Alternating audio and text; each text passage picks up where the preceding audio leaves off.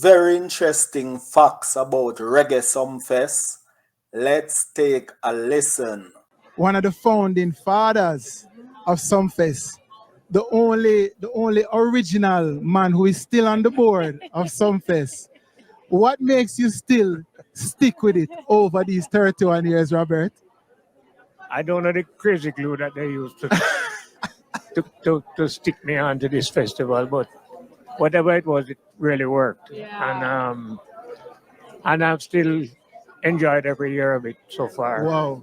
And it has given me a feeling of satisfaction to see the festival grow from strength to strength and to see the type of support that it provides for the little people in Montego Bay that depend on Sumfest, not just for back to school, but for all year round. Right. I mean, people tells me stories of sending their kids to school and high school and university. Right. I mean, Herman started with us in 1993 and she's still here Wow. as a vendor. She sell her daughter to university. I mean, and it filters not just from the top, but all the way down to the peanut man, the jerk pork Of man, course. the restaurant, the taxi, the Yeah. Airbnb, the Yes. hotel, Yes. the airlines. Every genre, every facet of Montego Bay benefits. Wow, everyone benefiting from Reggae Sumfest. We inject some $2 billion into Montego Bay's economy in 1 week. Wow. That's amazing. Over the years, I can imagine that there have been some incredibly defining moments for Sumfest, and some that you probably remember well that just, kind of just changed everything, or that you thought, yes, this is what we're about. A lot of some of the things that I went through, I look back at them and smile, because at that time they were a crisis. I mean, when an artist comes to the airport and the immigration officer asks him for his passport and he tells him some big bad words and tells him he doesn't have to give him any passport. Wow. An immigration officer says, I'm putting this man back on the plane, Mr. Russell, so take him off of your list. And I have to fly it, rush to the airport. You have a flag at the airport. and negotiate. You see the problem that occurs when these big international acts come to town, people. This is what happens. Him to, and then when he goes on stage, I have to bring the assistant commissioner of police and say, if you give me any trouble, this man is going to lock you up. And people come without work permits. I remember one Friday evening. You heard that, people? These international acts, they do need a work permit to work in Jamaica. Imagine that. Very surprising. They were going to send back Boys to men. And unfortunately came, opened her ministry at 5 o'clock on a Friday evening, signed the work permit waivers, and we flew them to Montego Bay and they performed. Wow. But Sister P at work. it's in hindsight, it's, plan these things. I mean, it's just something that spontaneously happened. Robert, the rumor has it that Shabba Ranks touched down in a helicopter. Yeah, man. That's really something. Yeah, man. Jesus. Hey, Shabba Ranks are the ultimate showman, Where the helicopter did land? Same Right. Katrina. Yeah, man, right? No way. Imagine that. No way. When it happened, The Grammy Kid, real showman, Shabba Rankin. was showbiz, No, man, it has been quite a journey, quite a trip. An incredible ride. And we talk about the triumphs a lot, and we see all of we see the end result. We don't often talk about the challenges, and I know that even with this staging, you face some challenges with the hurricane, There right? was a hurricane 2 weeks ago, Wow. and we sat and we pondered and we wondered and we wished that it wouldn't happen, but it happened.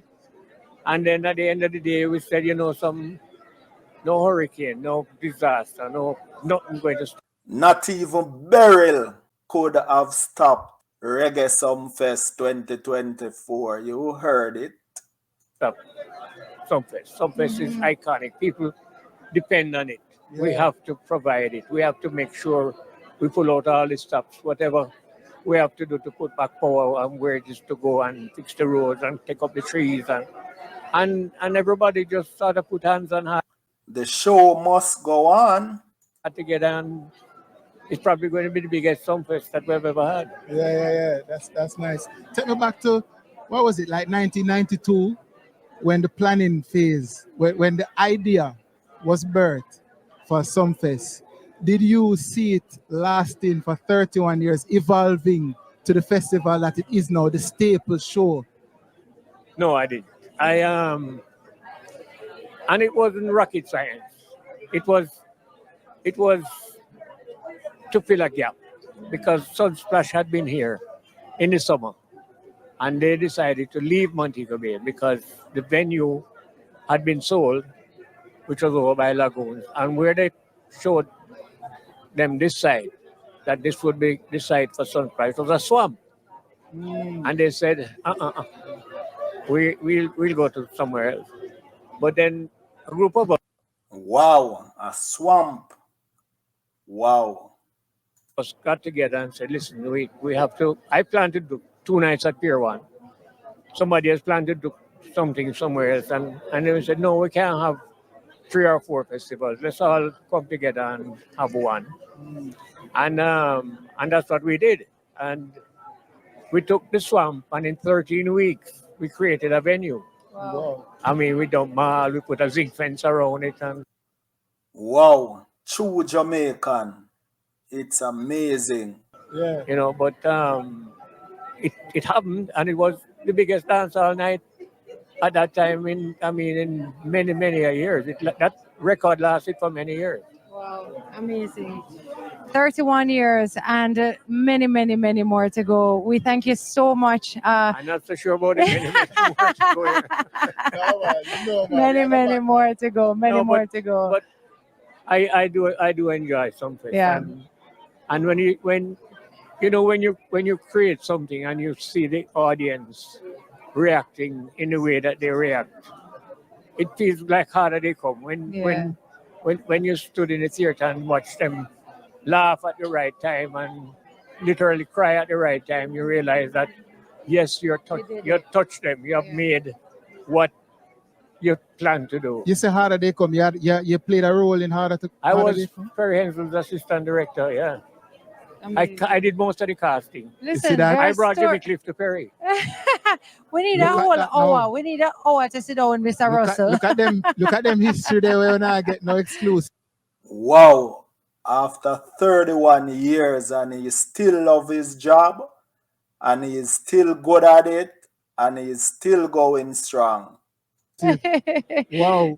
About Hot 102. It wasn't Hot 102. Look It here. was Radio West from the government. 4 hours local Montego Bay station, but Amazing. with island wide and 24 hours a day. Look here. We're gonna wrap this interview up. Me gonna continue to talk to the legend that is Robert Russell. I'm going to work to do tonight.